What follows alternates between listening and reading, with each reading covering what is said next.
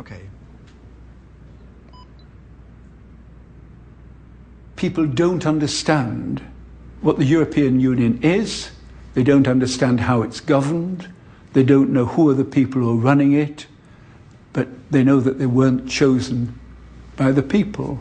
And so when they see the results are less than perfect, they say, who do we blame?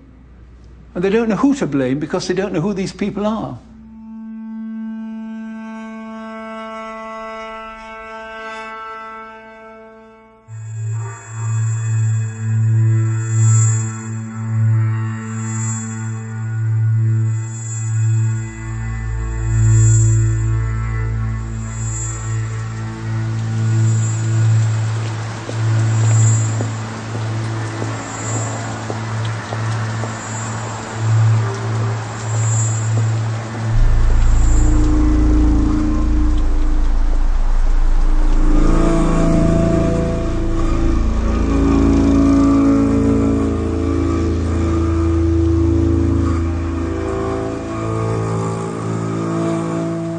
When I started out as a young environmental activist, I had no idea that I should end up as a watchdog in the Brussels machinery.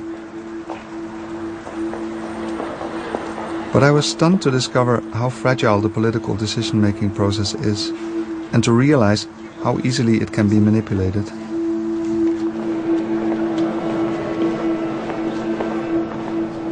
There is a dark force behind this machinery, an entire industry operating in the shadow, often in secrecy and very confidential.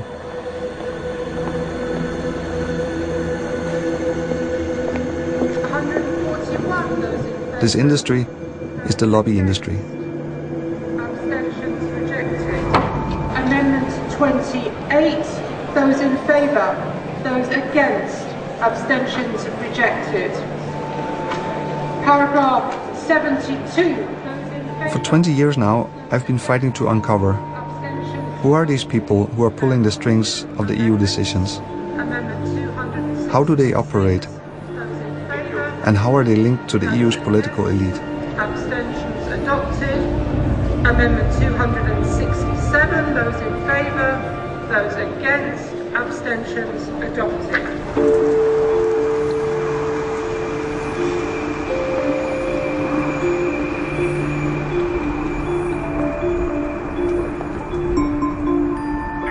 Hello? Oh yes, good evening. I'd like to speak to Raffaele, please. Oh, he's not there, no. Well, listen, I'd like to leave a message for tomorrow. I just wanted to confirm the meeting that we have fixed. My name is Mr. Kerneis, Pascal Kerneis, Kerneis. Yes, from the European Services Forum, ESF. Yes, and we have a meeting tomorrow, but I didn't get time today to confirm, so I wanted to do it now. Is it okay? Yes. Yeah? Thank you very much. Bye-bye.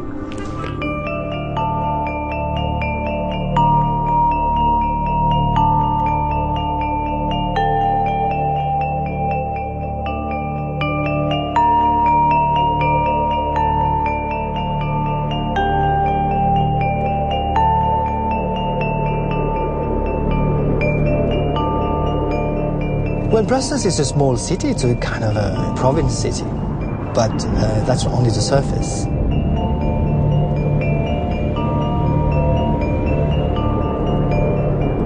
And then when you know a bit further about it, Brussels is really the place. This is where the business is taking place. This is where legislation is done. I think the figure is around 80% of all legislations which are touching direct life of European citizens is actually initiated here in Brussels.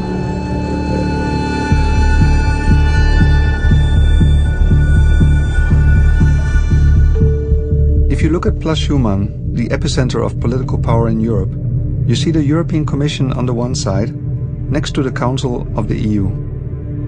And all around that square you find lobby offices, most of them belonging to big multinational corporations. And you find them also in all of the side streets, all over to the European Parliament and beyond. You'll find the lobby headquarters of large corporations. You'll find industry lobby groups and their lobby operations being orchestrated from offices in that area. 2,500 lobby structures are based in Brussels. 15,000 lobbyists. The second biggest lobby industry in the world. Only Washington, D.C. is bigger. So, European Union legislation is complicated. It goes through a lot of stages. It always starts with the European Commission. They take new initiatives for legislation, for policies, and then it goes through the institutions, the parliaments, the Council of Ministers. And from the moment that the European Commission takes its very first steps in developing new legislation or new policies, industry wants to be there to influence it.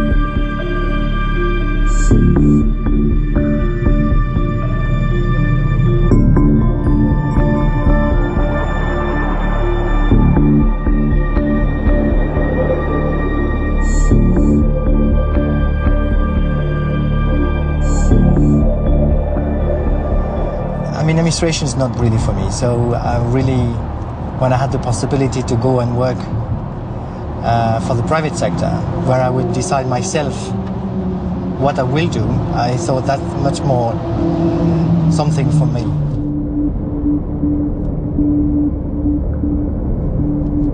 And then I discovered business around the European institutions.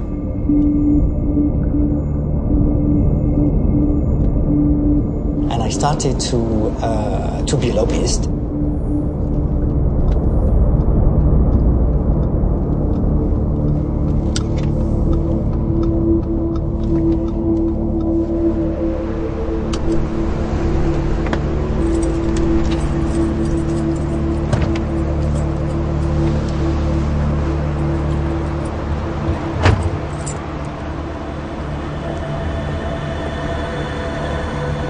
You know, everybody believes about the lawmakers are the institutions. And the institutions in the European Union is about the Commission, the Council of Ministers, and the European Parliament. But there is also another world behind that, which is how to influence the institutions to make a text, to give a good idea, to propose amendments, to try to fine-tune the text depending on the interest that people are willing to push for. Abstentions, that is adopted. And now the vote on the draft legislative resolution, to which there are two amendments. Amendment 266, those in favour, those against, abstentions adopted. Amendment 267, those in favour, those against, abstentions adopted. Amendment 28, those in favour, those against. In the mid-90s, we had come across so many examples of EU policies that were basically captured by industry and industry lobbying. We felt there's really a fundamental problem here. The influence of industry is excessive. And we decided to set up a group to document examples and to start developing a strategy to roll back this excessive influence. That's how it started.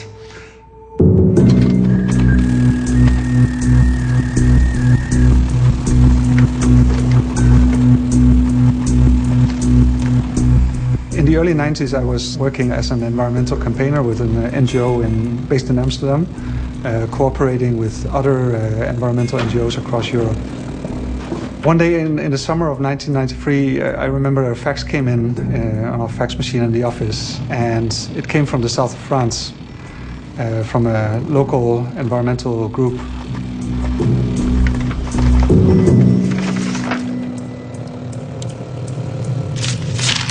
This group was fighting against a motorway that was planned to go through a valley in the area they lived, in the Valley of Asp, ecologically very important area, very beautiful area.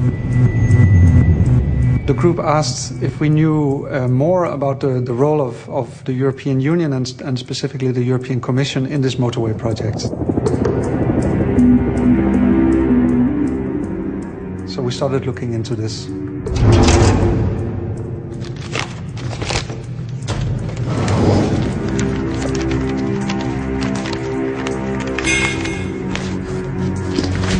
We discovered that this motorway project was part of something called the Trans-European Networks. The Trans-European Networks was the biggest infrastructure project in history with an estimated budget of 400 billion euro. Friends from Sweden came up with another detail. There was an influential lobby group behind this, and they asked us, "Do you know about the ERT, the European Roundtable of Industrialists?" I did not. I started digging for more information about the ERT. I went to our archive and I didn't find anything. I started diving into the alien world of the business press. Newspapers like the Financial Times, The Economist, German business newspapers, and we found a reference to a new report that had been published shortly before, called Reshaping Europe. That sounded rather interesting, and we ordered this report at the European Roundtable headquarters.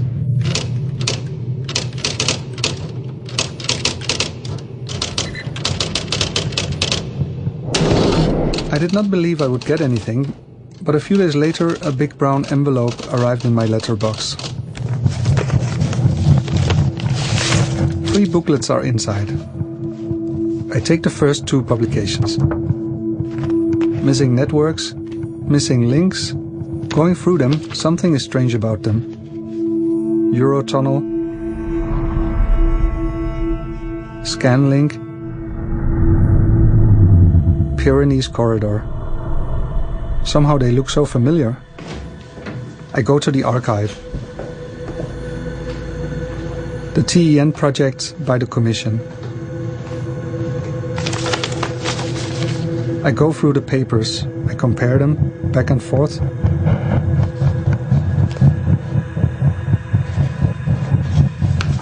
What a striking similarity. The projects are almost identical. The Commission seems to have copy-pasted the ERT proposals. Now I'm really curious. I take Reshaping Europe.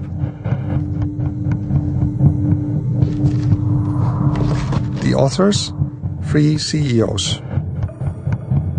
Jérôme Monod, Per Gyllenhammer, and Wisse Dekker. Living in the Netherlands, I knew Wisse Dekker. He was the head of Philips, one of the largest companies in the country. Per Gyllenhammer was the head of Volvo, a car-producing company. And Jérôme Monod was the head of Lyonnaise Dassault, a very large French auto multinational. So the authors of this report were 3 CEOs from some of the biggest companies in Europe. It was a political manifesto written by these industry leaders. A meeting in Dublin is mentioned. 45 CEOs, all from multinational companies, representing billions of euros of turnover. Companies like Fiat, Lafarge, British Petroleum, Hoechst, Nestlé, Shell, Unilever, Siemens, and many others. All of them supporting what is in this book.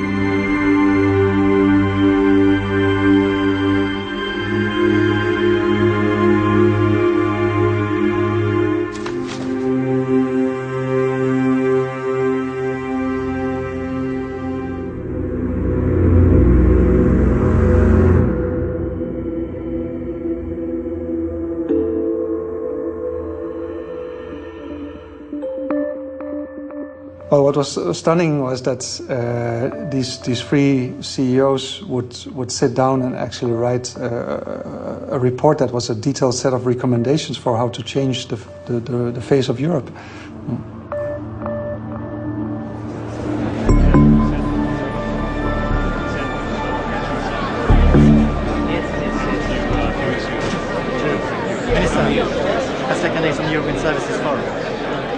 I finished my job in the Commission in April 1990,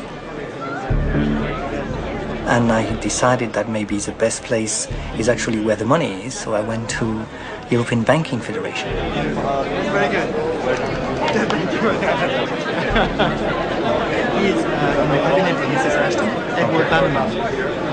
And the other person who's on the podium now is who used to be in the cabinet. I have worked a long time, 9 years, in the European Banking Federation.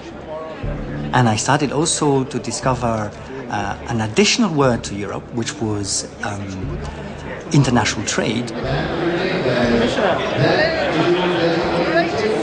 Many things. How are you doing? Let me introduce you.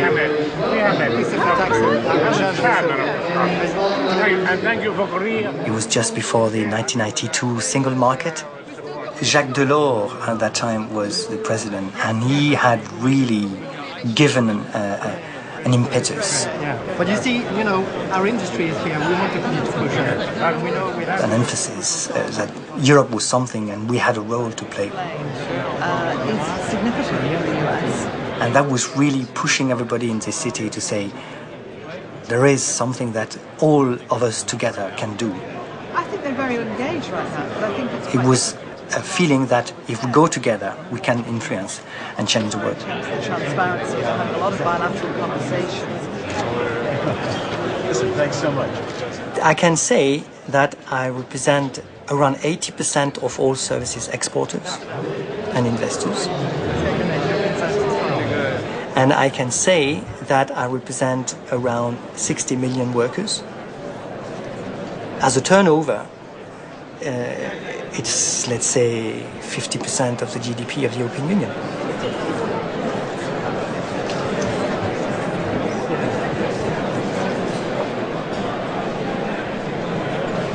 I don't really believe into chance. It's part of it, but most of the time you will provoke a chance. And then it's going to be up to you to seize the opportunity when the chance is there.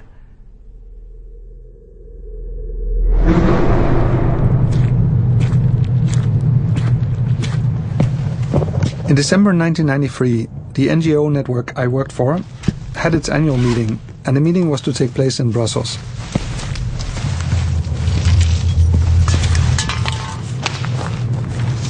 We decided that this was the perfect opportunity to do something a little provoking.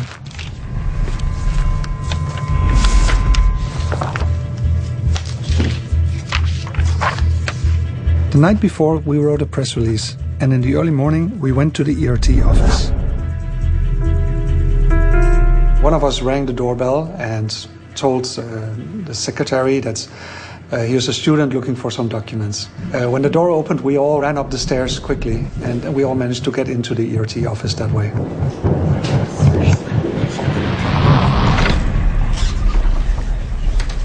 I remember it very well. I was at some meeting in the morning, so I think it was mid-morning. I came into the office and found banners hanging around the office and lots of strange faces around. So I said, what's happening? Will somebody please tell me what's going on? And they said, oh, we've come to occupy your building. And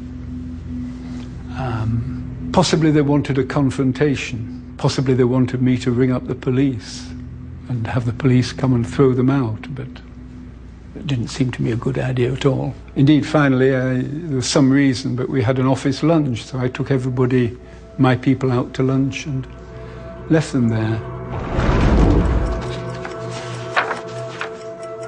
We were surprised by the reaction that we got from the ERT. They went off into a room and talked about it apparently and decided to leave.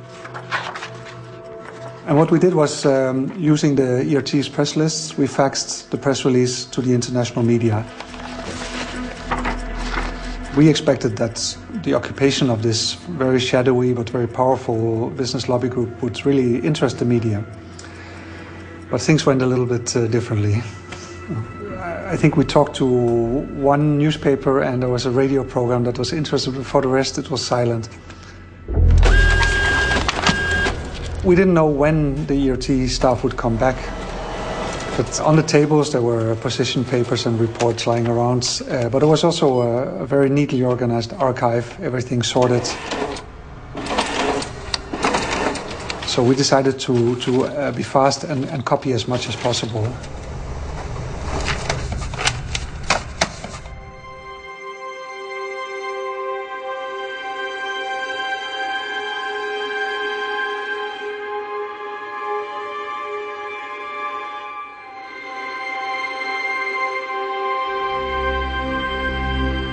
In those documents were letters from the ERT and demands from the ERT to European governments and to the European Commission.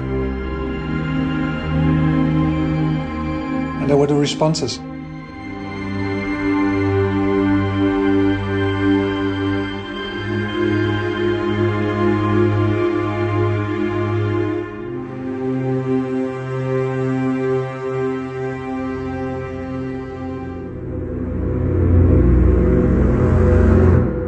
Showed the degree of access that they had and the incredible influence that was clear from those documents.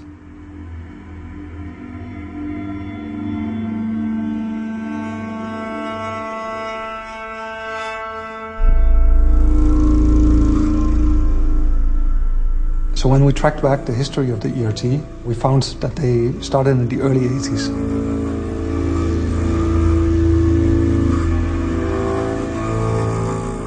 The ERT represents the first time that multinational firms organized purposefully and politically at the European level to try to influence European policy. In the early 1980s, Europe was behind. You had a rising Japan and, of course, a strong United States, and Europe was really concerned about falling behind.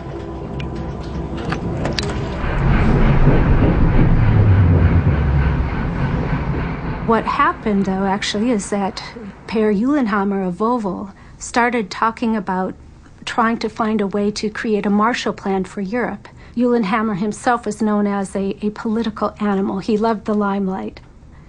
So Uhlenhammer drew up a list of heads of multinational firms, of individuals who might come together and come up with some ideas and actually participate in finding a solution for the economic malaise at the time.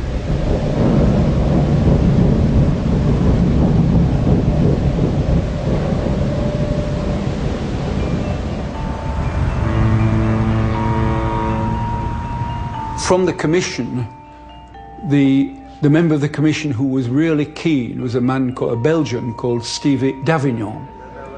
He had diplomatic and business background, and he could see the need. He said, if I want to talk to European industry, who do I talk to? What I found out when I was a Commissioner for Industry, that there was an insufficient contact in between the Commission and the economic operators. The relation which existed was a relation with the federations of industry at, I would say, an official level, but not at the level of the people who were responsible for individual businesses. And I felt that we were missing this.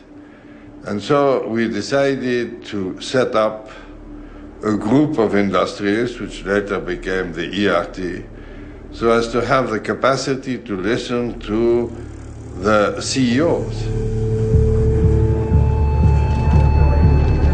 There were the Agnellis who ran Fiat in Italy. There was Wissedecker who ran Philips in the Netherlands. There was Per Gyllenhammar who ran Volvo in Sweden. People from Siemens and the big German chemical companies, and the French and the Spaniards, and then the British. Small number of people who ran the biggest companies in Europe and were ready to talk about big policy issues with those people who were in charge of the European government machine. And then when they meet a visionary president of the Commission like Jacques Delors, they find Jacques Delors is thinking in entirely the same terms. So why don't they get together and pool their ideas? That's the breakthrough we made.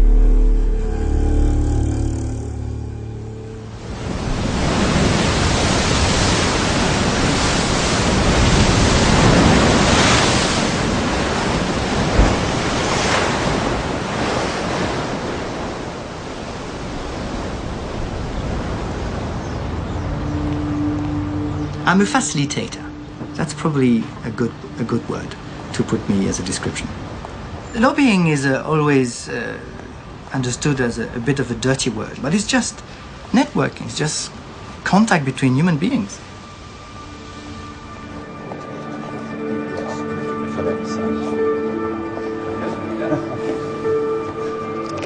Bonjour. What time did you wake up? The world is very small, actually. The people we have to reach out, actually, at the end of the day, it's becoming smaller and smaller. If you know the right person, actually, you know, it's going to be about 100 persons are key persons. The rest are moving around. You know that actually it's next week. I have an appointment with someone from the Thai delegation, Taiwan delegation, and talking in Brussels, talking about the cross trade. Companies are global nowadays, and therefore the American companies, the Chinese companies, the Indian companies, the Taiwanese companies are actually my allies. We are working together for the same purpose, which is to open up the market. Hi. Good morning, how are you? Good morning, Pascal. Yes, how are you doing? I'm well, thank you. I have contacts, friends in other countries, and we have actually established a global services coalition. So we're working together to push and put the pressure for the same purpose. Whether Indonesia would be willing to... Shall we go? Okay. No, I think we can go. Hey, how are you doing? The word lobbying is about actually working in the lobby of a hotel and meeting the people which are going to go in a decision-making meeting. Okay, we're going. Hey Ivano, how you doing? Comment ça va? Qu'est-ce que tu nous fais là? Enchanté. Enchanté, comment allez-vous? Pascal Carnet, the European Services Forum. Merci beaucoup de... Virtually out of them, these are my nearly last ones. Thank you very much. Tu les as finis? Bah, écoute, tu peux pas venir à des réunions sans avoir des business cards quand même. I had a stack like this. Oui, j'ai fini. Ah bah, écoute, moi quand je viens en voyage comme ça, je prends une boîte entière. Hein. Oui. Okay, shall we go? Printed abroad. Yeah. Shall we go? You have to be first well informed, consistent, and modest. The world is changing, people are changing every day, so I'm always very careful in what I'm saying, very careful that what is right today might not be right tomorrow. You're here.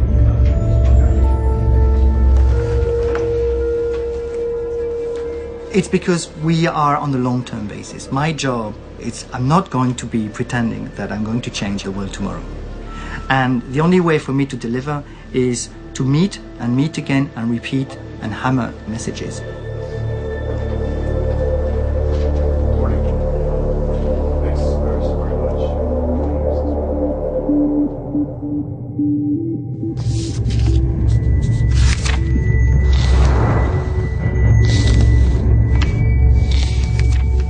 In 1993 was the year when the European Union was born.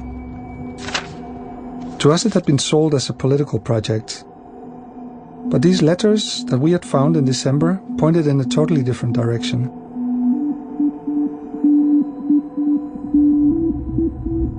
The files showed that the ERT and the European Commission were meeting on a regular basis.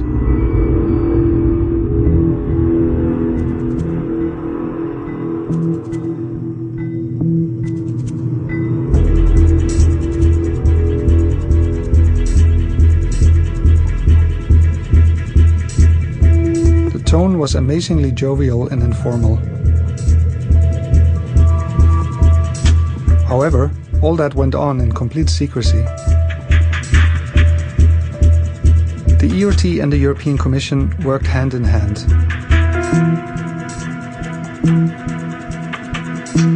In 1984, Missing Links is published, and immediately after, the European Commission sets up a working group with the ERT on exactly this topic. In January 1985, Wisse Dekker, CEO of Philips, presents his Europe 1990 and his action plan for the single market. 10 days later, Jacques Delors, the new president of the European Commission, gives a speech about the single market in the European Parliament, which sounds like the echo of Dekker's speech. Mesdames et messieurs les députés. In June 1985, Lord Cockfield, vice president of the Commission, publishes the famous Single Market White Paper, a copy-paste of the Dekker Plan.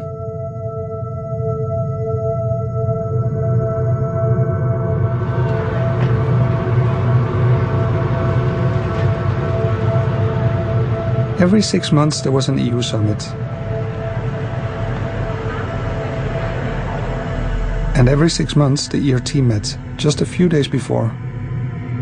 Location and date were kept confidential. The booking was made 2 years in advance. They met at that level twice a year. One of them took on the responsibility of arranging the meeting, so often they would meet in some, fairly nice place.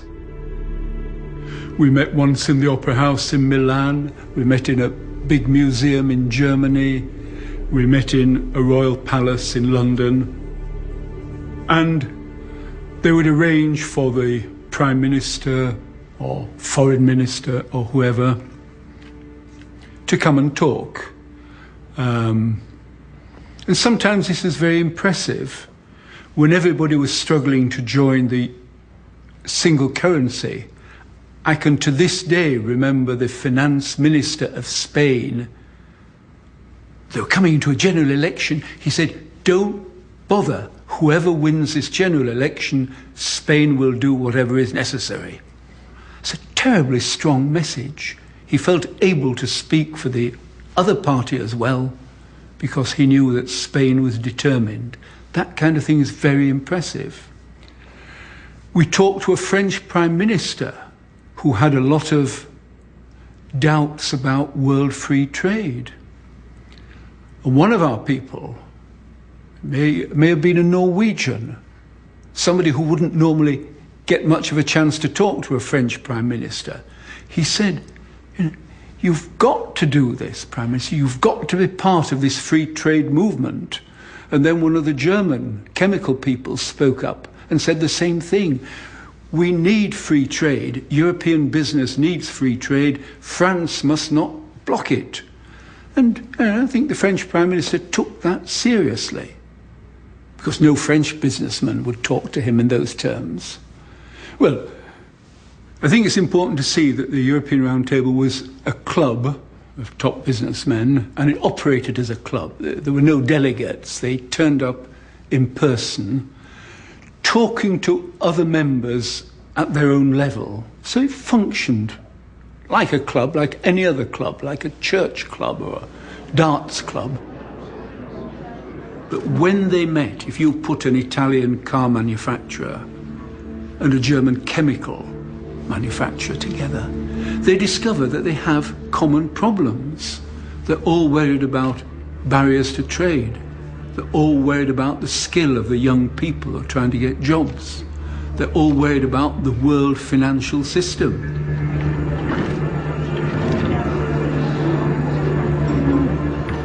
And so all the time we're meeting in this way, and these people would give 48 hours, which is a lot of time, and then they'd all go home, and we would hope they would spread the message to their own colleagues in their own countries, and to their own governments and their own politicians, and talk more widely about it, saying we need to build a Europe that works better, because without Europe we are lost.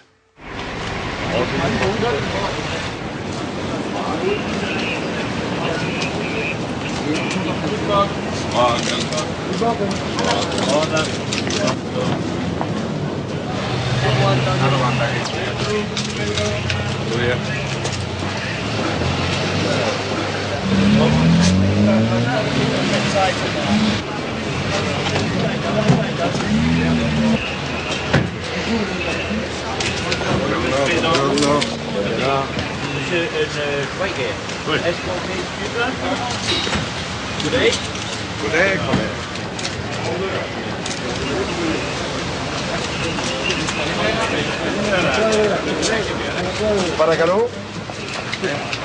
Καλημέρα. Καλημέρα.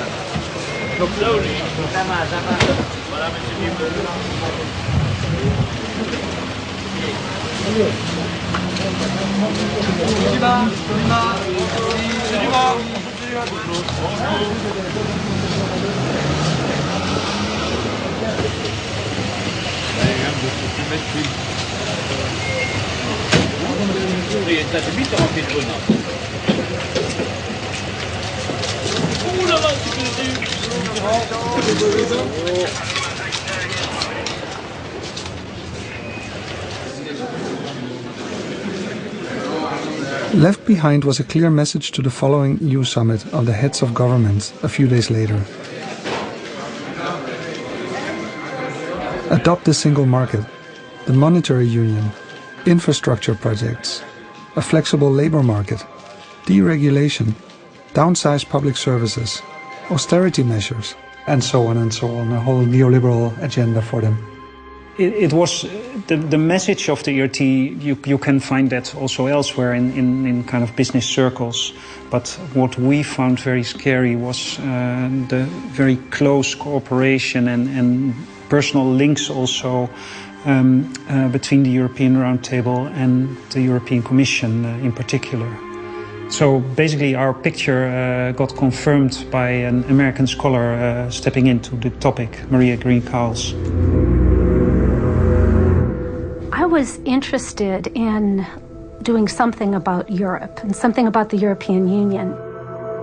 Here in the United States, we really didn't know much about the single market program until business people here in the United States brought it to Congress. And all of a sudden there was this big discussion about a fortress Europe and that the European community at the time was creating this entity that would prevent American firms from being able to do business there. And it caused me to think, what was the role of business behind the single market program?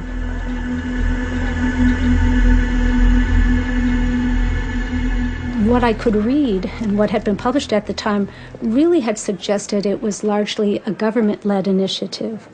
But once I started asking questions and meeting with different people in Brussels, it started a whole different story.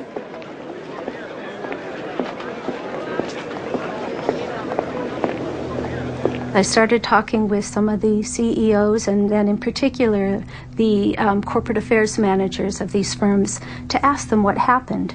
And everybody had a little piece of the story. And then I met with Keith Richardson. Keith and I would talk about different things and he would give me some ideas and I'd go and I'd talk with other individuals. And then I'd come back with more questions. And sometimes Keith had the answer and sometimes he didn't. And finally, I believe it was on my 7th meeting with Keith, when I said to Keith, I can write about this, I can have all these different interviews, but I really want to see the pieces of paper. And Keith said to me, well, I have a bunch of cardboard boxes in the basement of the ERT. We haven't opened them. They're from the earlier days. We just put this material in the boxes. And of course, in the back of my mind, I was very excited, thinking this is it.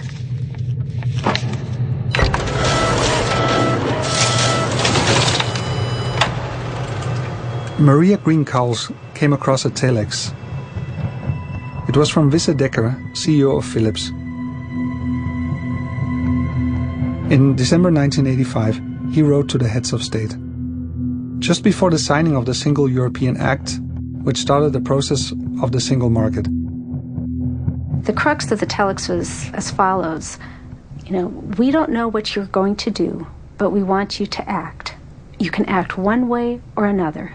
If you choose not to have a single market program, then you have given us no choice but perhaps take our business elsewhere.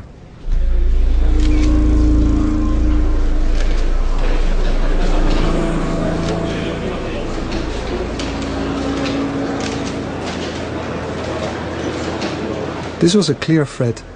The ERT represented 60% of Western Europe's industrial output. This was blackmailing. Why did not a single government say anything about the Dekker telex? Or about the other threats that followed? They were our elected representatives.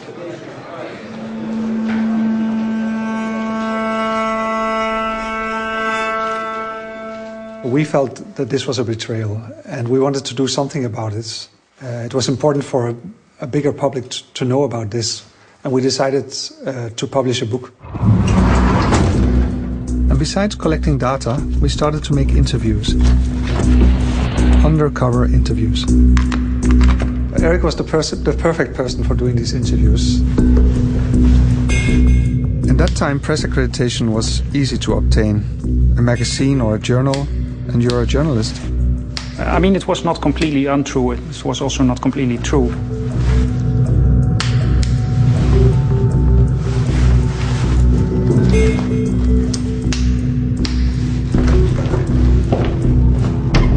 By the mid-90s, the ERT was everywhere. In advisory boards to the Commission, in expert groups, in research institutes, and in think tanks. Some people said it was hardly a lobby group anymore, but already a part of the EU institutions.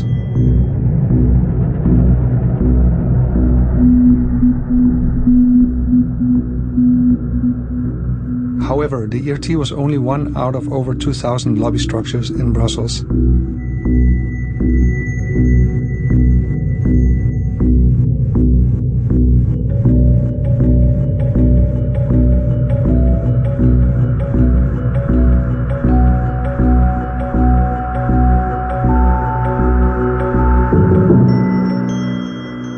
We started to dive into the lobby world. Business federations, lobby consultancies, public affairs offices, think tanks. Finally, in spring 1997, we assembled the results of our investigations and interviews into a report. Europe, Inc.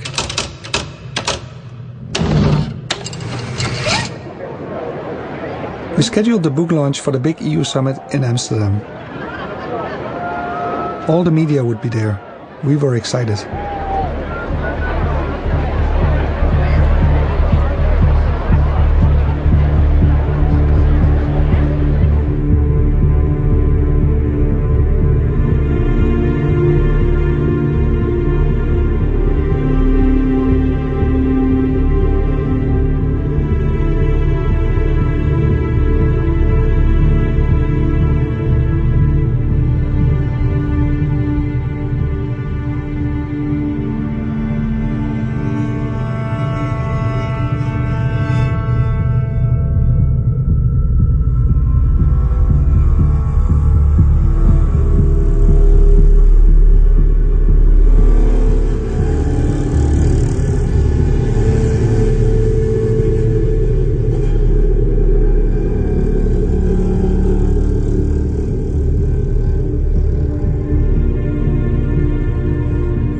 We had prepared the book launch, and half an hour before, our first friends started arriving.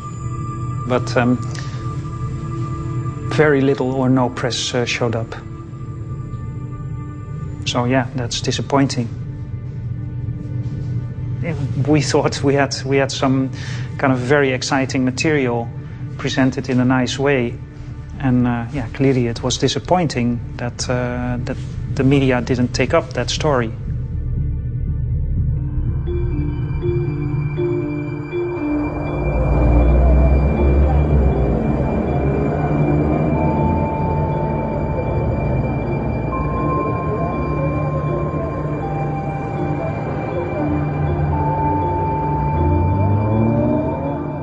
very large part of companies investing abroad are actually discriminated towards the local competitors. Sometimes they don't give you the license, or they wait very much, or they put a lot of taxes. They find ways and means to slow down your business. You are obviously not in a level playing field, and that is to your disadvantage. So my job is actually about removing these difficulties and sometimes total barriers.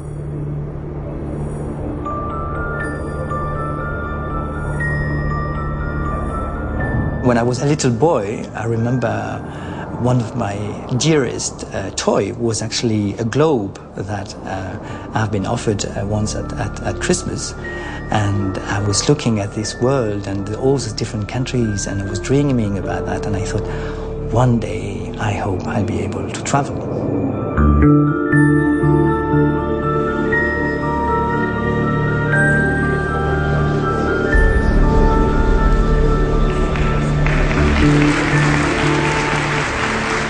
We have just concluded the most ambitious market opening and rule-making exercise, the strengthening of the rules-based system of multilateral trade. And perhaps most important, the establishment of a stronger and more broadly based World Trade Organization.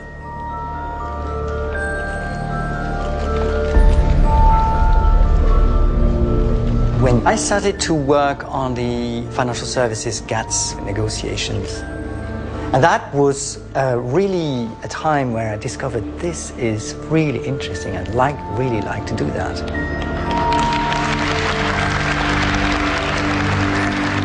What is interesting in international trade is an international treaty signed by the European Union, even if it is not a European Union legislation, is above the European legislation. And all countries of the European Union have to respect an international treaty that the Union has signed. We have come to the end of the most far-reaching trade negotiation ever. You, the negotiators of the 117 governments involved, have achieved an extraordinary success. With your approval, therefore, I gavel the Uruguay round as concluded. The internal market of the European Union was becoming a very important market, rich market, with a high GDP per capita, and that when the European Union was going outside and negotiate as a bloc, they had a real power because they were the biggest exporter, the biggest importer, the biggest foreign investor. But so in Britain, the Trade Commissioner of the European Union was complaining that every time he was going to negotiate with the United States, in front of him he will see his counterpart. Now, I hear you have your office in a garden out here. All sorts of things. And on his back, he will have CEOs of big banks or big insurance companies telling, please do that for me, please do that for us. But when Sir William Britain was turning his back to see where the support was, he was actually having only some ministers saying, don't do this, don't do that, and please do that only, but not more. And he was really not very happy. We discovered that there is a whole world of lobbyists in Washington to tell their government what they want in the trade negotiation. And we thought, this is the way we have to go. We have to do something like that. The European institution is asking for it. The European institution cannot only rely on the information given by the member state and the expert in the finance ministries, but they need to get the information directly from the banks and the insurance companies. The World Trade Organization was planned at a time when there was a wave of privatization around the world.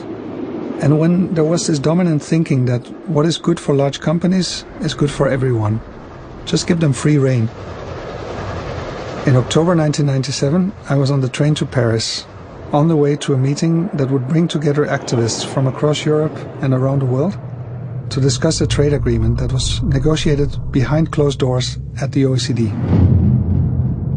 On debate was the Multilateral Agreement on Investments, the MAI, and this was about international investments. Sounds pretty harmless to outsiders probably, but in reality it boiled down to a massive attack and undermining potentially of democracy. The multilateral agreement on investment was cooked up by some of the world's largest corporations and their associations. And the goal of it was to constrain governments from regulating these big corporations and from regulating capital and investments. It literally constrained governments. It put handcuffs on government regulation and then empowered the corporations with a whole new set of rights to be free from regulation, but also to sue our governments.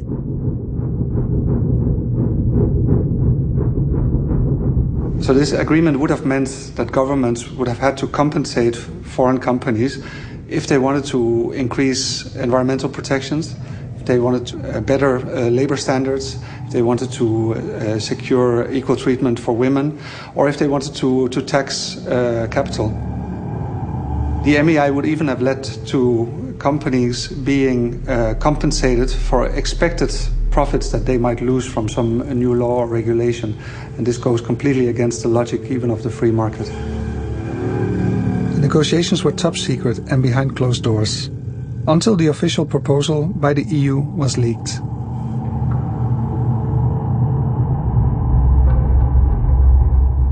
It was some Canadian groups that somehow obtained electronic copy of the text.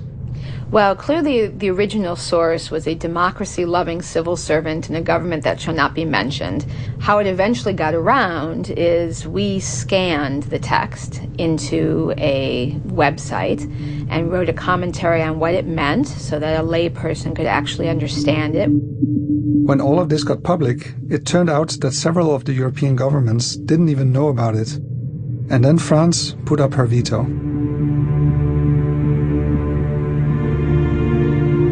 So business had been so successful in influencing the MEI rules that this time it was counterproductive. So despite the defeat in the OECD with the MEI talks, Commissioner Liam Britton didn't want to give up this project. So he brought it in again under the name MIA and wanted to launch a similar investment treaty in the WTO talks. La ringrazio, la parola al commissario Britton. Mr. President, ladies and gentlemen, I think there is a wider degree of consensus on this issue than the protagonists would wish to admit. The fact of the matter is that most people, but not all who have spoken, do see the merits of an international agreement on investment, and they are right to do so. You cannot force investment to take place. You can do what you like. You can shout and you can scream slogans from the sky, but people will not invest unless they believe that there is a possibility to get a return. Now it may well be that the scene shifts to the WTO. To achieve that, we have to persuade everybody that there should be a new millennium round, and we have to persuade people that a negotiation on investment should take place in it. Grazie, signor commissario. Thank you, Commissioner. So then at a point in time, European Trade Commissioner Sir Liam Britton decided, I am going to invite for dinner 40 CEOs of the major services companies in Europe.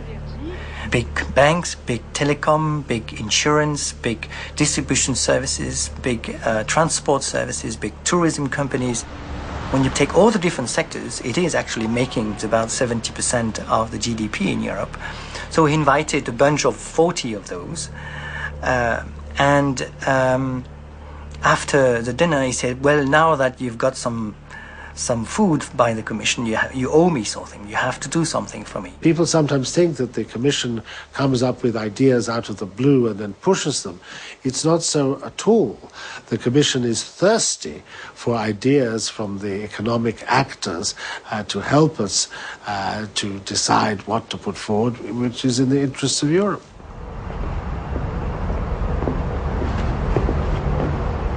It really was, I think, at a time when the ERT became more and more present in the city. It became clear that there was a new way of lobbying. But the ERT, from the world I'm coming from, which is the services sectors, didn't represent anybody. So it was clear also that if the services sectors wanted to be heard, they had also to bring some CEOs to put their voice loud. Whereas we had strong European bodies pushing for the steel industry, agriculture and so on and so forth, these services were not united and didn't provide a clear voice and advice for the Commission. And I thought it was very important. It was a growing sector, the most important sector, and we needed this advice, and I wanted them to provide it.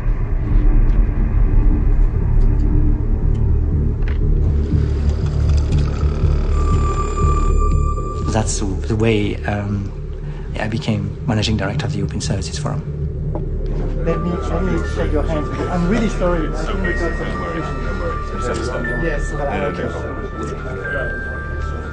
okay. We had 11 months to prepare Seattle, the first WTO ministerial conference after the creation of this organization.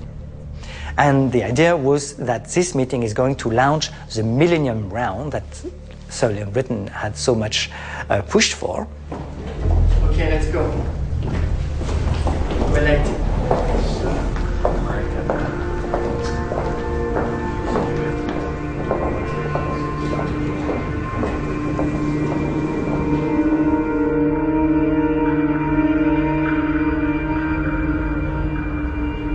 The Commission has for a very, very long time taken as its starting point in trade negotiations the interests of large European companies. So, for example, when we would ask for access to Commission documents like correspondence and minutes from meetings to reconstruct what was going on with the whole trade debate, the Commission would treat these requests as if they were a hostile act. They would cross out all the essential elements, the things that they would not want us to know about, treating us as if we were an enemy.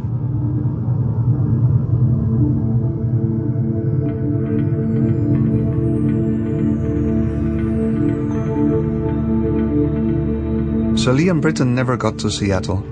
The entire Commission had to resign because of the massive fraud several commissioners were involved in.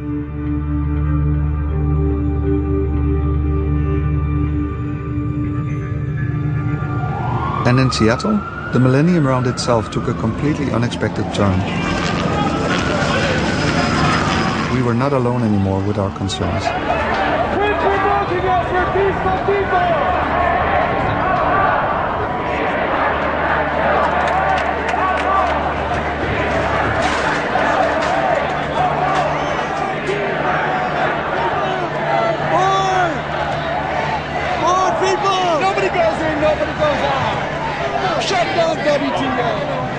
I was based in the Hilton Hotel, and the conference was in the Sheraton, 500 meters away.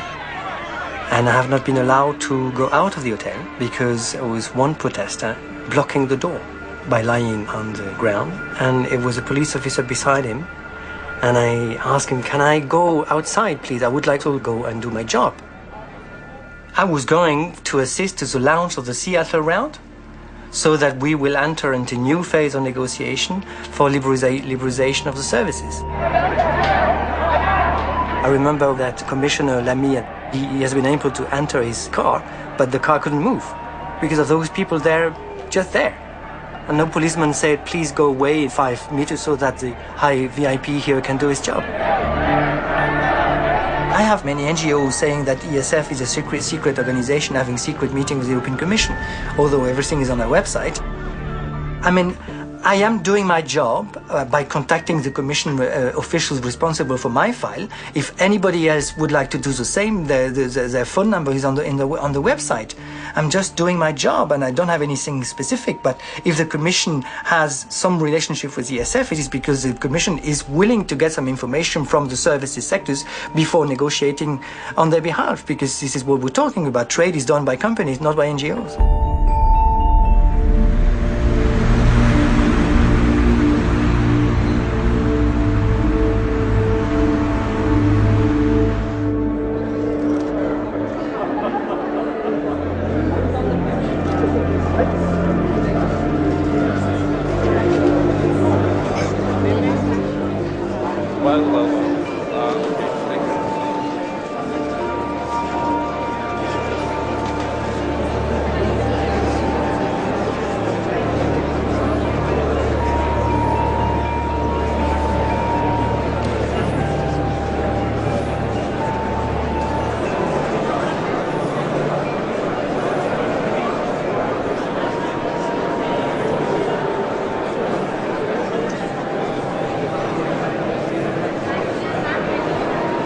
This is the annual dinner of the Friends of Europe, which is really a very big Brussels organisation. There are lots and lots of people from different countries, different jobs, different walks of life, but who are all interested in how can Europe develop, how can we put right the things that are wrong, and how can we build on what we've already done. And we call it a think tank. Think tanks in Brussels are filling a part of the vacuum that exists at the EU level, that there's no European public debates. So the think tanks step into that vacuum, and they are the forums in which something like a debate happens inside the Brussels bubble. There are national politicians, there are European politicians, there are civil servants, and the dreaded Eurocrats are here. There are diplomats, there are businessmen, there are professors from universities, all sorts of people. One thing about Brussels is it's a bit like a village, everybody talks to one another.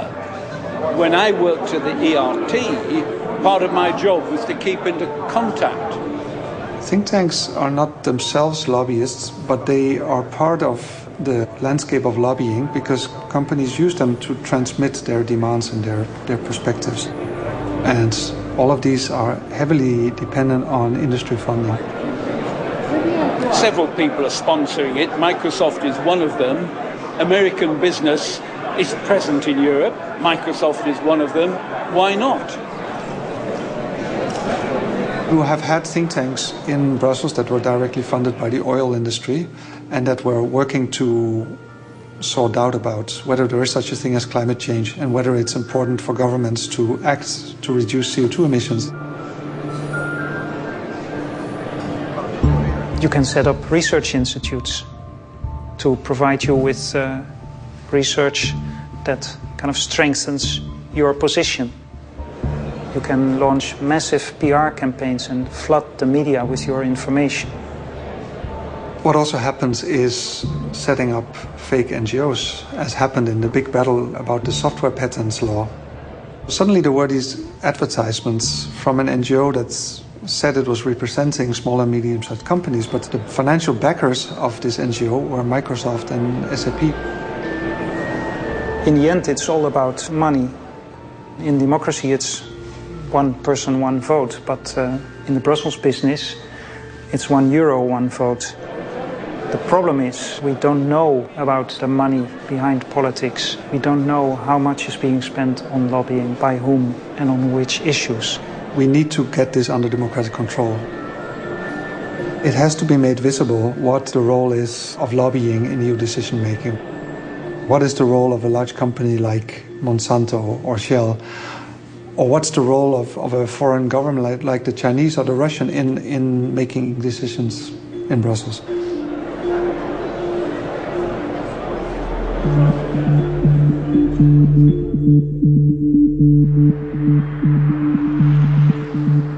We actually have had a lobby disclosure law in the U.S., even though most people don't know this, since World War II. President Franklin Delano Roosevelt was worried that Adolf Hitler was trying to lobby Congress to prevent the U.S. from entering World War II. Today's threat to our national security is not a matter of military weapons alone. We know of new methods of attack. The Trojan horse, the fifth column. And as a result, he passed this lobby disclosure law that said, quite simply, if your primary purpose is to influence legislation on Capitol Hill, then you have to register and disclose who's paying you to do that. Sounds simple enough. But even though that was mandatory, it essentially made it a voluntary system, because that type of definition is so subjective. What is one's primary purpose? And as a result, you had 9 out of 10 lobbyists not registering and not disclosing. When I started working as a Capitol Hill lobbyist in 2002, that was a time when the style of lobbying involved things like gift giving, campaign contributions, fundraising, hiring revolving door persons out of Congress with lucrative jobs. And I noticed I just wasn't able to get through to most people. I couldn't even get through to meet with many lawmakers unless I had something to give. So I started preparing legislation to reform the lobbying process. But as you can imagine, no one really was interested in my legislative proposal. What changed everything was this super lobbyist named Jack Abramoff suddenly was caught in the middle of a big major sting operation, and he agreed to point the finger at those lawmakers whom he bribed. And as soon as that news broke, my phone started ringing off the hook over in my office. I didn't even have to go visit any legislators anymore. They were calling me saying, you know that reform legislation you were talking about, could we sign on to that? And at that point, the legislation moved through Congress. It moved very quickly, and this is known as the Honest Leadership and Open Government Act.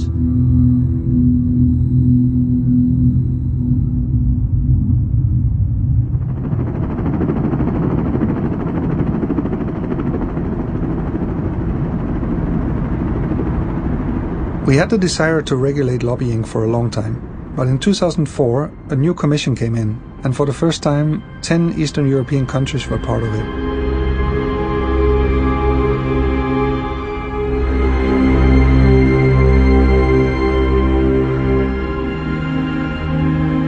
When the first Barroso Commission started in autumn 2004, we wrote an open letter to the Commission President, to José Manuel Barroso, signed by over 50 NGOs.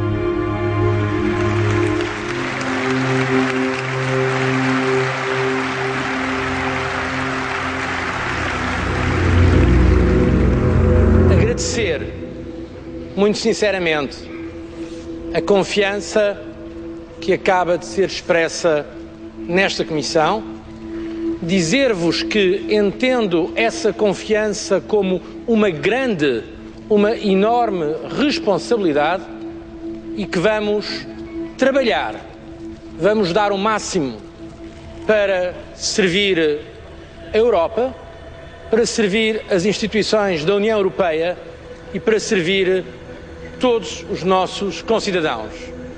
Não tenho...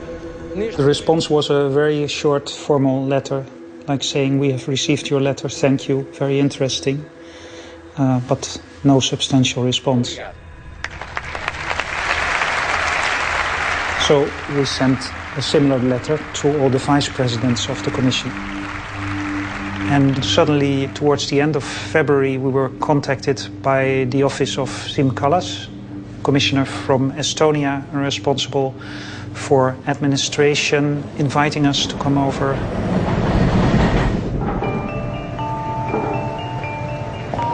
So we went to Mr. Kallas' office, which was somewhere in the top of the building. We didn't know what we had to expect from this meeting. We had never been approached by a commissioner, so in that sense it was very exciting. We were welcomed by Mr. Kallas himself and one of his cabinet members. And in his hand, Mr. Kallas had a brochure, and that made us smile. It was the Lobby Planet Guide to Brussels, which was a tongue-in-cheek but very critical look at industry lobbying in the EU, written by Eric and me and our colleagues. When I started as an administration commissioner, I really saw that there was a so big suspicion surrounding the decision-making in the European Union. And of course I put a certain, let's say, established for myself a purpose to a little reduce these suspicions. Kallas told us that he was going to launch this European Transparency Initiative, and we immediately saw that this was a big political opportunity. As an outsider to the Brussels business, he also had a clear sense for how the ordinary citizen thought about Brussels. And Siim Kallas took it on with the lobby industry. The European Commission is convinced that the activities of interest representatives are legitimate and offer valuable input in the decision-making process, but things have to happen in a transparent manner. The Commission considers that it is important to know who the interest representatives are, what interests they represent, and against what financial background. I put a lot of, I would say, efforts to create this speech or to make this speech, and this, of course, outlined main principles of Transparency Initiative, which should be done, and it was, of course, met with excitement and a lot of controversial reactions. Ohne finanzielle Transparenz können wir nie herausfinden, wer wirklich hinter den Kampagnen steckt. When is a lawyer and when is a lawyer a lobbyist? Lidt mere kontrol med os selv skader ikke vores omdømme i vælgerbefolkningen. La transparencia no tiene que impedir nuestro contacto con la vida, con los grupos de interés o los grupos de no interés. Gracias, estoy seguro que el comisario Kallas lo entiende.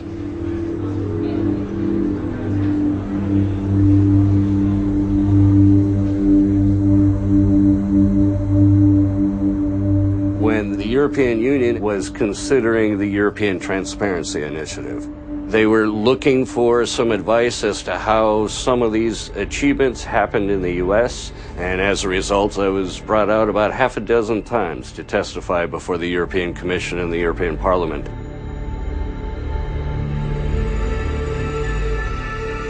So one of my first testimonies before the European Commission was a very, very awakening experience.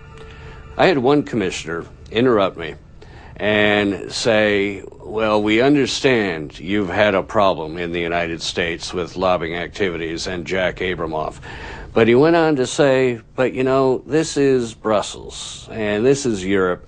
We don't have that kind of activity going on here. We don't have Jack Abramoffs in Europe, which just kind of floored me, that anyone could be so naive as to actually believe that.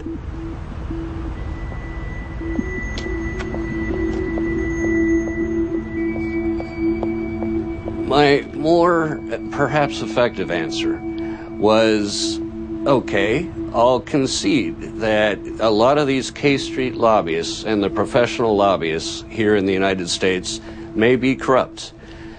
However, I know every major K Street lobby shop also has a lobby shop in Brussels. And so we're in your bed, Europe. Don't you want to know, if you think that we are so corruptible and so corrupting, don't you want to know who we are and who's paying for us and what it is we're trying to get you to do for us?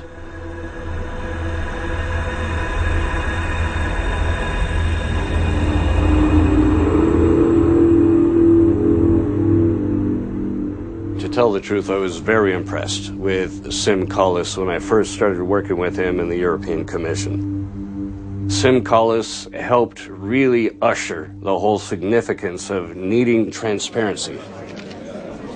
But halfway through the process, Sim Collis came up against political realities.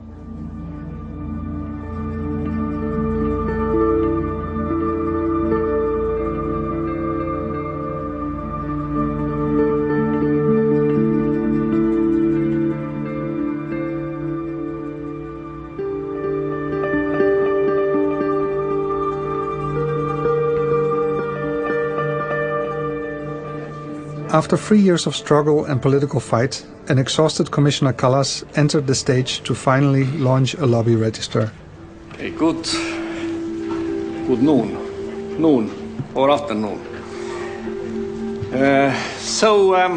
Quite a remarkable moment today.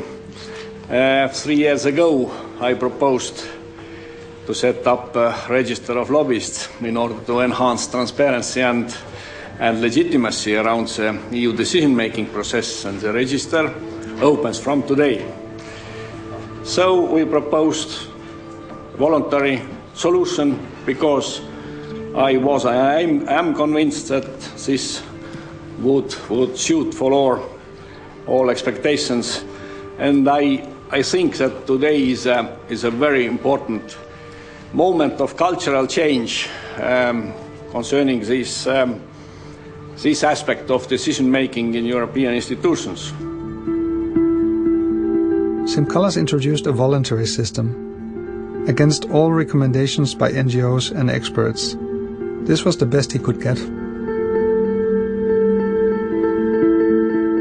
We've tried for over 2 years now to find out who had blocked Kallas's original intention.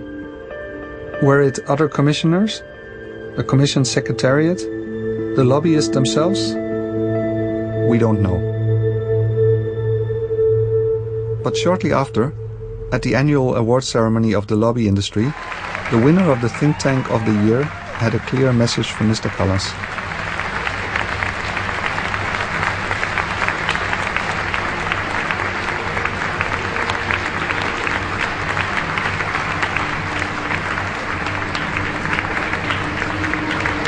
I'm going to take a leaf out of the book of the cruels. I know I'm not meant to make a little speech, but I am going to, because I want to say, we, friends of Europe, weren't sure whether to let our name go forward. And I'll tell you why. Because of Commissioner Kallas, who can't tell the difference between a think tank and a lobbyist. And I thought about it, and I thought, well, actually, we in the business, we know.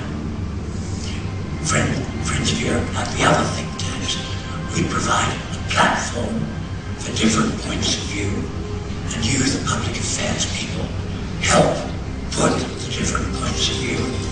And my view is that your award means a lot to us in Friends of Europe, because you're the guys who really know how the European political debate should be shaped and are shaping it. So thank you very much.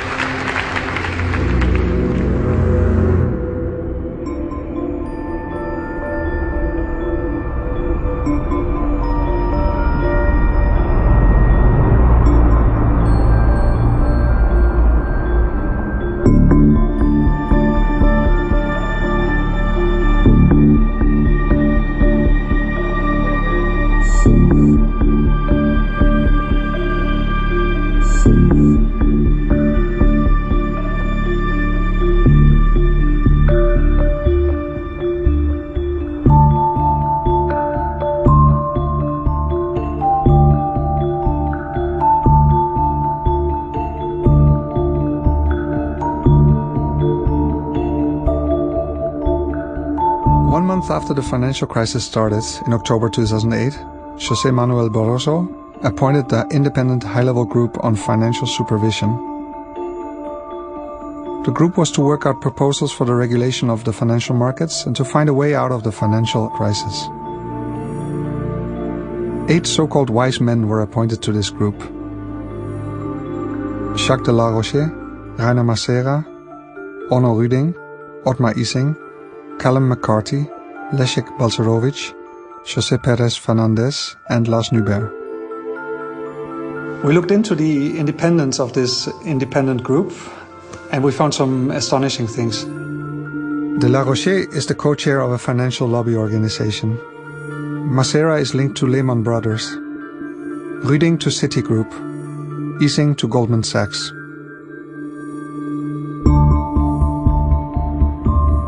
McCarthy, Nuber and Balcerowicz are notorious deregulators. And Pérez Fernández works to provide financial market intelligence to big banks. 3 of the 8 were directly linked to American banks, all of which were directly involved in causing the crisis.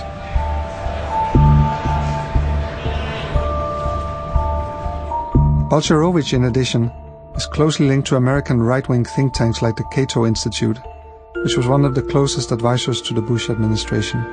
He was also involved in neoliberal think tanks in Brussels, in Poland and the UK. Not a single of these wise men was in favor of strict regulation. Not a single one of them was really independent. And the effect of these 8 wise men on overcoming the financial crisis was 0. The main thing that happened was that a lot of public money was flowing to the banks. Yes, yes.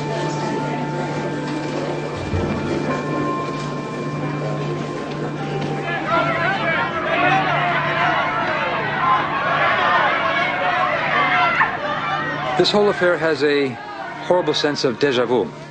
The same financial institutions that were bailed out with taxpayers' money are now making a fortune from Greece's misfortune. while those same taxpayers are paying the price in deep cuts to their salaries and social services.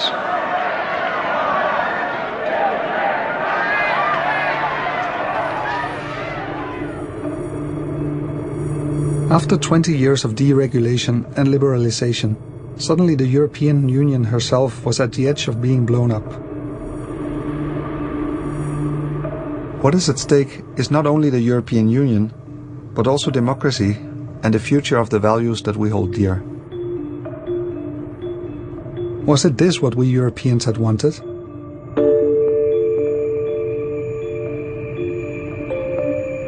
Was it really naive to have a European dream?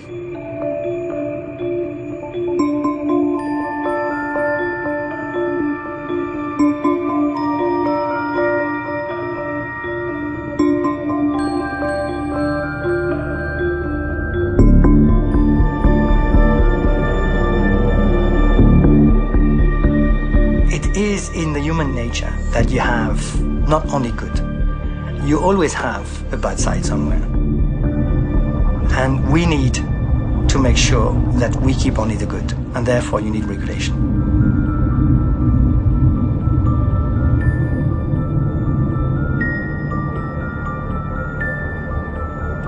When you live in a society, you have rules, because otherwise people are going too fast on the motorway, because people are not respecting the others, because the stronger takes its place. This is the human nature.